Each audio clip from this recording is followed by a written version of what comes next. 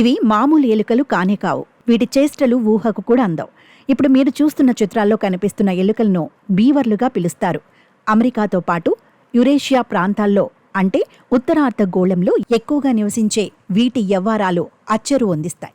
పారే నదులు, నదీపాయలు, సెలయేళ్లలో ఇవి నివసిస్తాయి.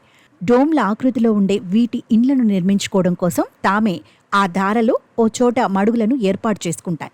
అందుకోసం నదీ ప్రవాహ వేగాన్ని తగ్గించేందుకు ముందుగా నీటి ప్రవాహం అంచున ఉన్న పెద్ద చెట్లను తన బలమైన నారింజ రంగు పండ్లతో కొరికి నేలకూలుస్తాయి. ఇవి తమ పళ్లతో 148 అడుగుల ఎత్తు, 45 అంగుళాల చుట్టుకొలత కలిగిన పెద్ద చెట్లను సైతం పడేసినట్టు రికార్డులున్నాయి. వీటి పళ్లలో ఇనుము ఎక్కువగా ఉండటం వల్ల వీటికా రంగు వస్తుందట. ఆ తర్వాత అన్నీ కలిసి ఆ దుంగలను నీటి ప్రవాహం వైపు నెట్టుకొస్తాయి. దుంగలు నిలబడటానికి తమ 2 చేతులతో గుండ్రాళ్లు మట్టిని పోగు చేసి ఒక దగ్గరికి తెస్తాయి. అవన్నీ కుదురుకొని నీటి ప్రవాహం నెమ్మదించాక చెట్ల కొమ్మలు, గులకరాళ్ళు, ఇసుక పుల్లలు, గడ్డి ఇలా అన్నింటినీ వేస్తూ ఒక ఆనకట్టను నిర్మిస్తాయి. దీంతో ఆ భాగం ఇళ్లు కట్టుకోవడానికి అనుకూలంగా మారుతుంది. ఇందులో పుల్లలు, రాళ్లు ఏరుకొచ్చి బోర్లించిన గూడులా తమ ఇండ్లను కట్టుకుంటాయి.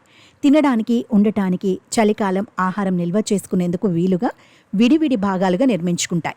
దాంతో గడ్డకట్టే చలిలోనూ అడుగున నీరు ఉండి వీటి రాకపోకలకు ఇబ్బంది ఉండదు.